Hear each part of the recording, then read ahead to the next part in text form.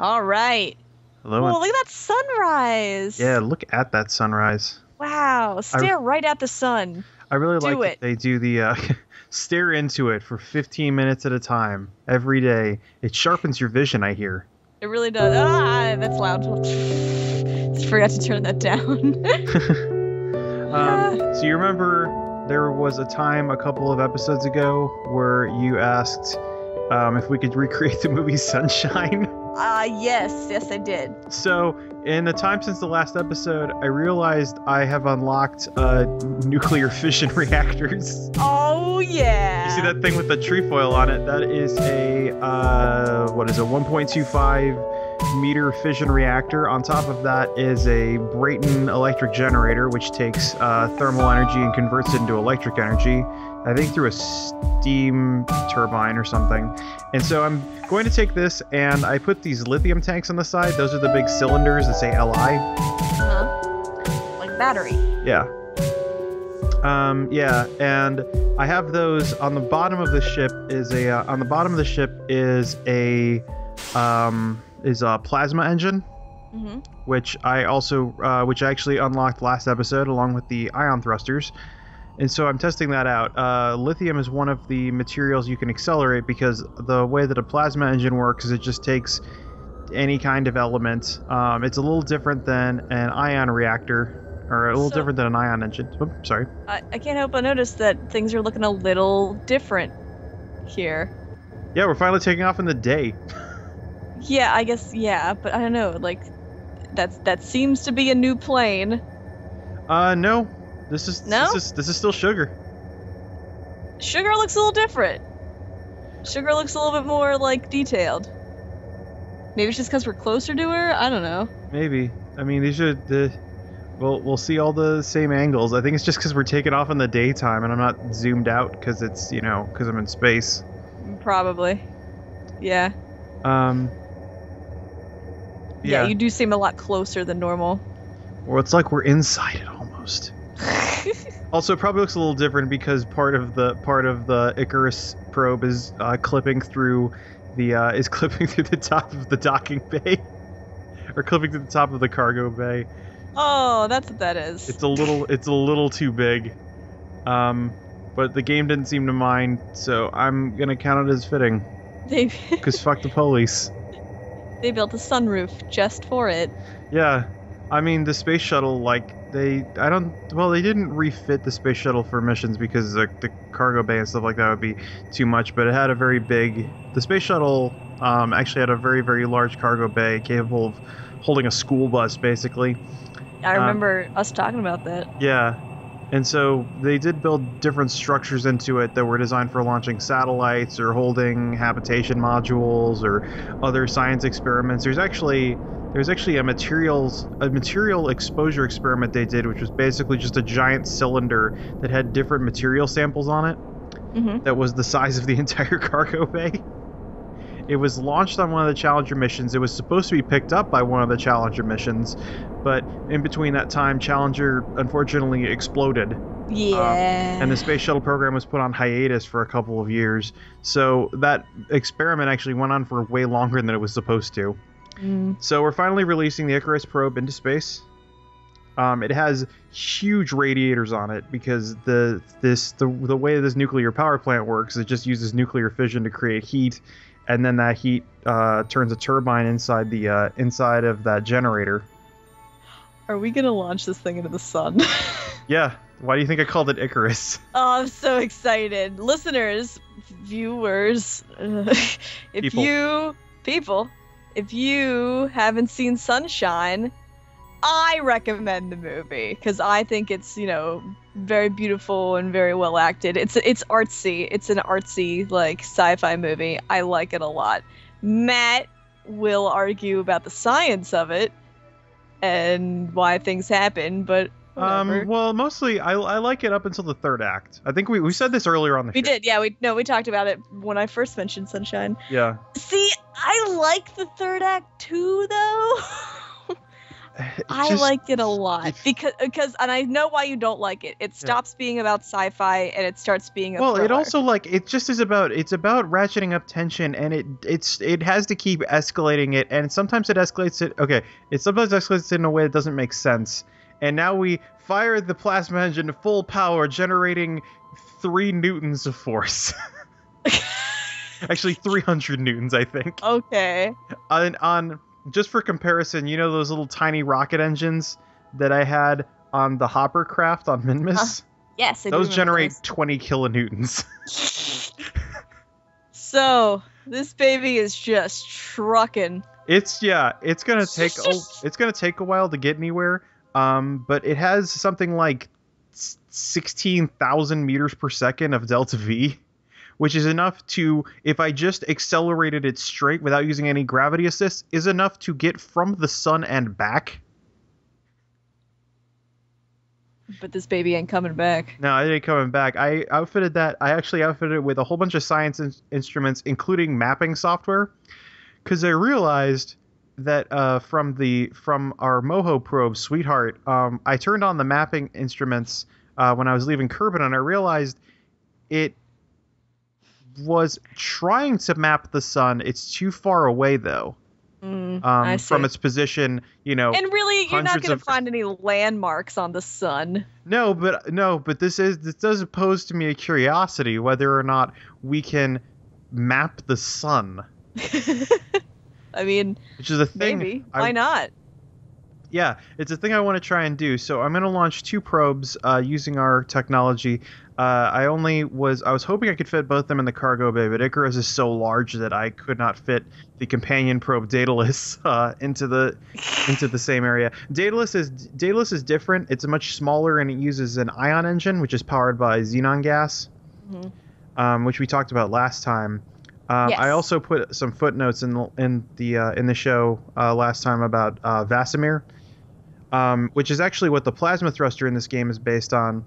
And Vasimir actually has undergone some real-world testing, I found out. It has successfully demonstrated that plasma propulsion is possible.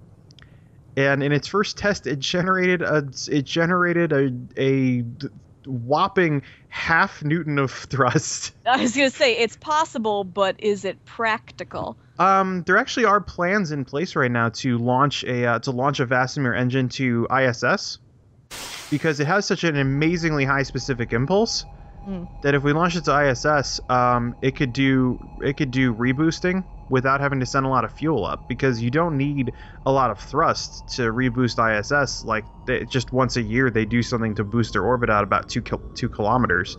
What's Bob flipping out about down there? He just freaks out when we're landing. Okay.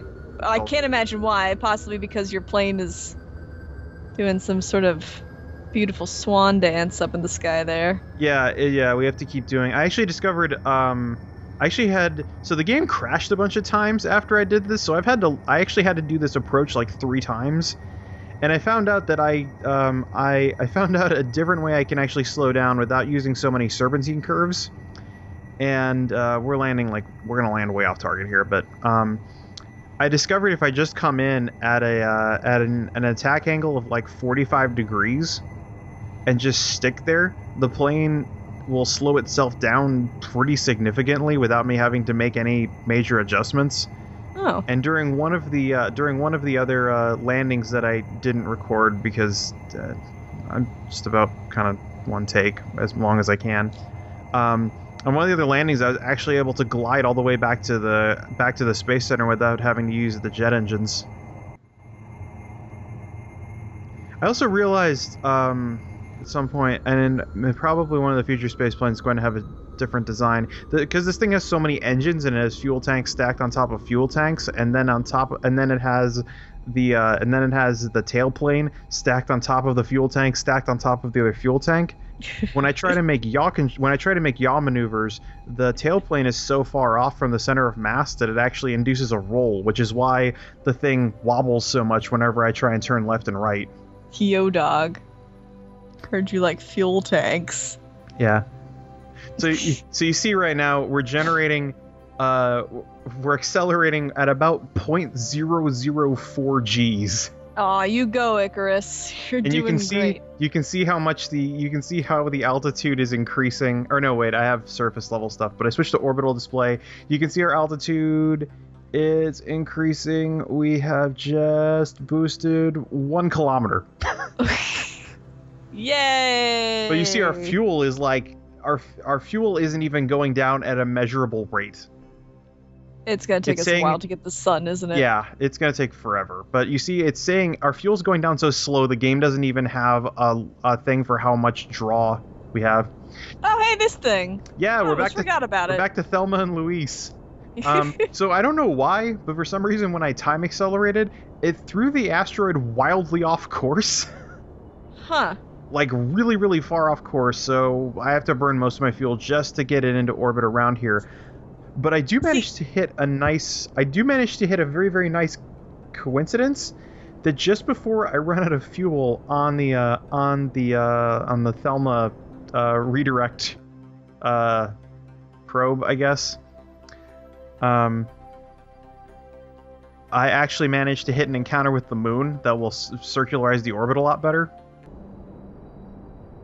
See, I know it's a glitch that, you know, when you time accelerated, these things happen, but I kind of want to think that it's not. It's like a purposeful part of the game, and like, that's the price you pay for the hubris of time travel.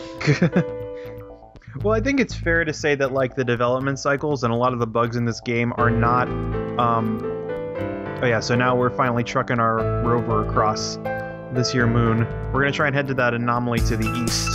Cool. But yeah, I'd say that Beep, beep. I'd say that a lot of the glitches in this game are not dissimilar to things that the actual space program run into. You know, unexpected failures and stuff like that. Like that time that you just completely accidentally deleted the Bill Kerbin Space Center. Space Station. Yeah, well, I updated Infernal Robotics, and Infernal Robotics removed all the parts removed some of the parts that were used in the Bill Kerbin Space Station. That's one I didn't want to play. I didn't want to play off the paint because there was so much in there. We have a lot of emotional attachment to it too. And there's a lot of vehicles attached to it, and there's a lot of things I have to redo. And I could, like... I think that's the main difference between you and me, Matt. I'm like, oh, but it's so emotional and sentimental, and you're like, yeah, but it's also more work, I guess. Yeah, I was able to actually recover it through hacking one of my quick saves. Good. Yeah. Good job. So we get down to doing some science. We pop our Kerbals in that science lab. Speedy science. I also mapped all of the science instruments to Action Group 0 on the rover. The goo is giddy as a schoolgirl. You notice now, as we analyze all of this, it improves the scientific value of each of these by like 15%. Internet, don't Google goo and schoolgirl. Just don't do it. Don't do it. What was that? Oh yeah, it was you doing a Google image search for Slime Girl? Because I was doing the Monster Girl challenge. Yeah, don't, pro tip, don't ever Google image search Slime Girl. There is no safe image, like, not a one. I don't know, yeah, Japan, I don't. It's not even Japan's fault, really. There are other people around this world. So I also realized I have fuel left, and I have these VTOL engines I'm not doing anything with, and I realized I can use the EVA repair system to reattach them on the side. So now, in case I need extra acceleration, like say now, I can kick the engines on and start going way faster than the 5 meters per second. Oh, awesome! Is that gonna have any like?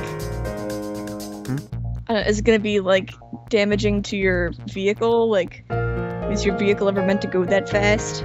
If it goes above, I mean, I have to just be careful. If it goes above, if it hits a bump or something while it's going really fast, it'll flip over and maybe. Off-roading! I mean, all of this is off-roading. Off-roading!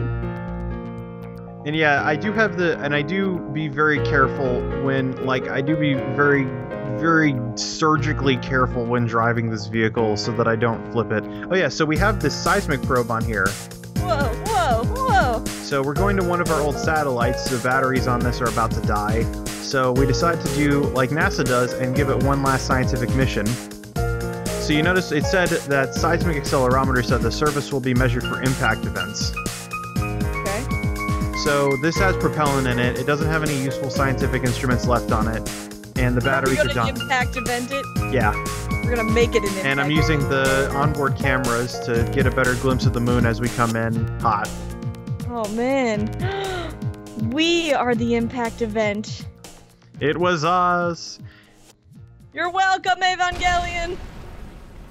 And yeah, so this is actually a thing that NASA does with all of their lunar probes, because that's the last science experiment we can do is just to crash it in and see what the impact looks like, and we can get information on the crust and maybe information on the core of the planet, depending on. Plus, I'm sure it's pretty fun just to crash stuff. Yeah, well, I mean, we're talking about like multi-million-dollar satellites. Woo! You ever break an expensive vase? Think of like 10 million expensive vases. Yeah, into the surface. Launched into the moon. Yeah. And we were actually, I think the most recent probe we crashed down was NASA's Lady probe, which the name of that is escaping me right now, like what that stands for, but they actually kept having it make its orbit lower and lower because it has visual spectrum cameras on it. And there was a phenomenon the Apollo astronauts were talking about, that they actually did see morning haze where the sun rose, despite how, the moon doesn't have an atmosphere, and so how would it do that? And they wanted to see if that was just an artifact of their stuff, but no, the Lady probe actually also managed to capture the morning haze, and I think the idea that's coming up is that there's a lot of dust cast into the air by. Yeah, I was gonna say, is it dust? Yeah, it's dust from all the micro bombardments and stuff like that, and so we have enough science to finally unlock a lot more complicated scientific instruments now. Oh boy, it just gets more complicated. Well, one of the other things that we unlocked in that, which I went too fast to see, but I also got the in situ. There's no cheese. And you get a rock and put it on your 9-iron and send it into orbit. But one of the other things I got was the in situ resource refinery, which allows me to harvest materials from the surface of a planet and turn them into rocket fuel. Oh, sweet! So we're gonna send that to Minmus because it's made of ice, which we can turn into the most basic kind of rocket fuel. We don't have the kind of engine we need to get any sort of usable fuel from the. Oh yeah, and for some reason, I'm driving on the equator, and then suddenly my scientific instruments say that I'm driving over the poles. Huh. Yeah, I don't know what happened there, but I managed to get a lot of useful science out of it. But yeah, there's a different kind of fuel we can get from the surface of the moon, because the moon is made mostly of like aluminum silicate, I think. And powdered aluminum, you can turn that into thermite. Oh shit! Which we moved from the poles to the polar lowlands by driving a whopping like 20 meters. But yeah, if you take basically a different composition of thermite, that's what they use in the space shuttle solid rocket boosters. We don't have that kind of engine though, because you need like a hybrid rocket engine in order to do that, because you need a hybrid rocket engine which basically can take liquid oxygen and then like powdered aluminum and burn those at the same time. So it's called a hybrid engine because it takes a solid fuel and a liquid oxidizer and burns them. And that's we actually have those in place, but we've had them tested. And whoa, I almost wiped out there. Whoa! Fortunately, I have a reaction wheel and the docking bay is pretty good. But yeah, so that's one of the perils of going too fast, which is why I reserve those engines There's a point I didn't record here, but there was a slope that was so high that my wheels could not drive up it. This 5 meters per second I could accelerate was not beating how fast the moon was pulling me back down. Don't space drink and space drive. Yeah, that would be bad, especially since you can't call for AAA on the moon. You just sit there and die. Well, okay. Yep. And we keep on trucking. Beep, beep. Making my way downtown. Driving along this crater. Driving along. Oh, man. Doing our own stunts. Oh. I love that you have it in fast mode and they just bounce around. And I'm also in game because it's only driving at 5 meters per second. We're trying to drive like 100 kilometers. I actually have it fast forwarded in game as well to like ×2 or ×3 speed. This is the video of slow vehicles. Yeah. You gonna build another slow vehicle? No, we're actually gonna build. I realized I had all these guys in the Bill Kerbin space station talking about that again. I realized they've been sitting up there for like, I don't know, 3 months. And maybe it's time they come back home, but I don't have any vehicle to bring them back home. So like, I recently installed Lackluster Labs, which adds a whole lot of really interesting components, which I'm building, which I'm using pretty much exclusively on this plane to build this super boxy looking plane. I see it. And I realized this is actually a similar design to the X-Core Lynx, which is a suborbital rocket plane that's supposed to start flying in sometime this year. I think they're supposed to do their first test flight, and then they'll start doing commercial flights next year. But yeah, so on the front I have this big boxy habitation module, and one of the things that's interesting about Lackluster Labs is that they have a habitation module that has no doors on it, but then they also have a door module you can install on it. So you can basically build vehicles like as you want, because they're just big boxes. Oh, okay. So I can see like the pros of that. Yeah. It's kind of weird to use because the game's not meant to work that way. But yeah, so we have this space plane. It's not too different than the Dream Charger, because it's carrying a similar like weight load. In fact, it might even be carrying less weight just because I don't have as many components on this. And as requested by Amanda, I named it Space Busket. Because you asked me what a good name for a space bus would be, and for some reason I thought Sea Biscuit. Yeah. So here's my train of thought. At first I thought Sea Biscuit, and then I was like, no, Space Biscuit, and then I was like, no. And then Space Busket. Look at Shed Kerbin having like such a good time. Yeah, he always has a good time. Even as he's like, even at this point, he's, you know, an orbital ferryman basically. He loves it. And you could also see when the crew comes back up, I have 3 other Kerbals loaded into the Hab module, and they're going to take the place of Danrick and Aldbury and John Rod, I think, is the 3rd one on station right now. I don't remember. Yeah, I only remember Danrick and Aldbury because, you know, Aldbury did the balloon hops, and What if you get there and they're just dead? They're just little Kerbal corpses.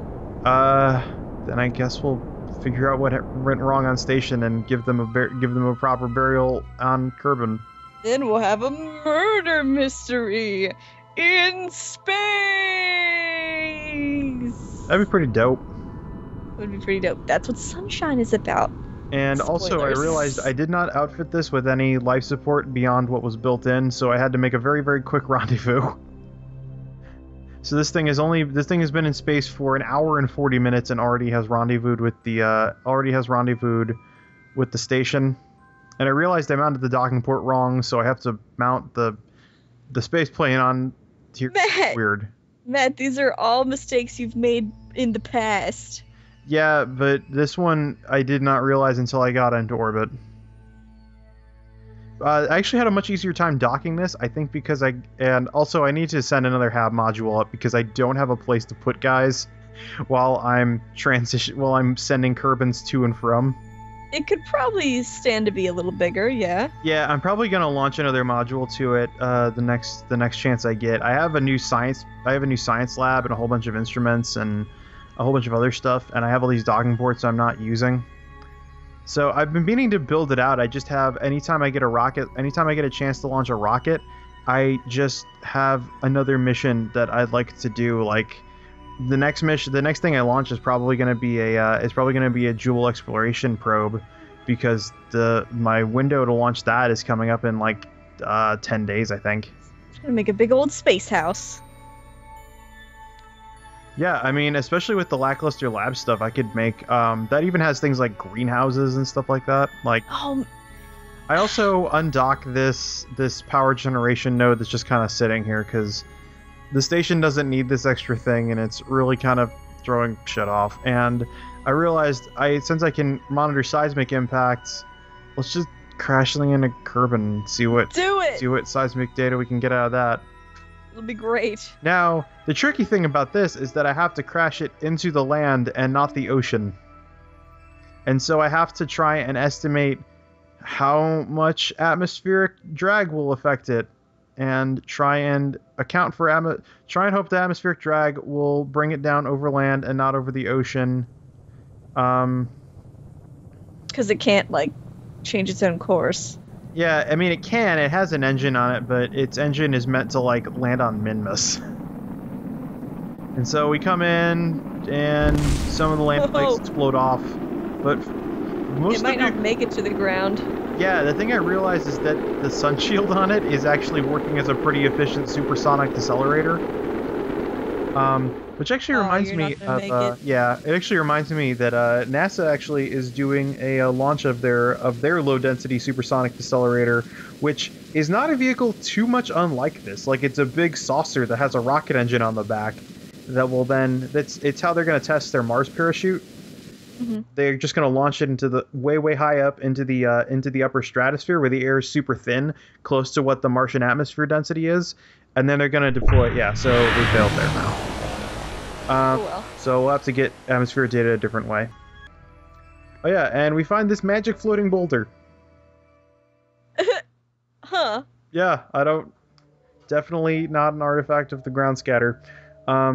It's clearly a mystical defiance of science.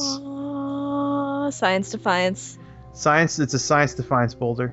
I'm with the Science Defiance Alliance. The SDA. We don't find you compliant, though. But yeah, so that's a mission that NASA's going to try and launch sometime in the next week, because their window got messed up because there was just constantly rain whenever they wanted to launch this thing, which is not a good thing to do if you want to. Basically, their plan is they're going to lift it up in a balloon about the size of a football stadium. And then once it hits a certain altitude, they detach the balloon, and then they engage the rocket engine, which will take it out of the atmosphere, and then it will re-enter the atmosphere at a very shallow angle, going like Mach 10.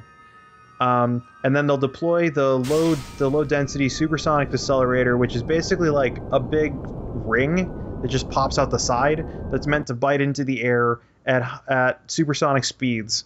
And once it slows down to like Mach 4 or so, then the supersonic decelerator will disengage, and they'll deploy a supersonic drogue chute, which is enormous, and that will slow it down to about 2 kilometers per second.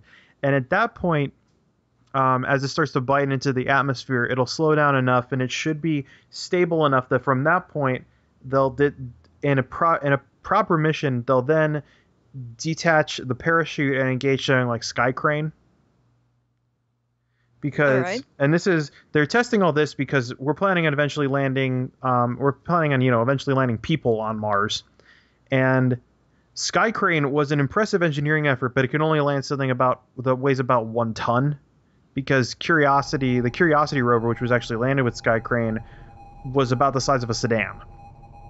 And if we're going to land people, we're going to land people with like life support systems and provisions and Yeah. supplies. It's gonna need to be a little roomier. Yeah, it's gonna need to be a little roomier and a little more massive. It's gonna than a sedan. So we need family road trip beach vacation. So Sky Crane on its own is probably not going to be sufficient. We're gonna have to do a whole lot of other things to save on fuel, and also, if we save on fuel, then we can, possibly bring it back home. Always the goal. Yeah. And so we land way off target because I made my deceleration burn way too late and overshot the Space Center. I had to do a big looping turn that I cut out. But hey, at least you landed well. Yeah, we landed pretty well. Broke off. Fiery flames. Yeah, we did not crash and die. And so Aldbury and Danrick come back having lost some hair in some places and gained some hair in other places. And next time, Internet. So, yes, next time, Internet, we may finally reach the anomaly section. I'm ready. We're ready. All right.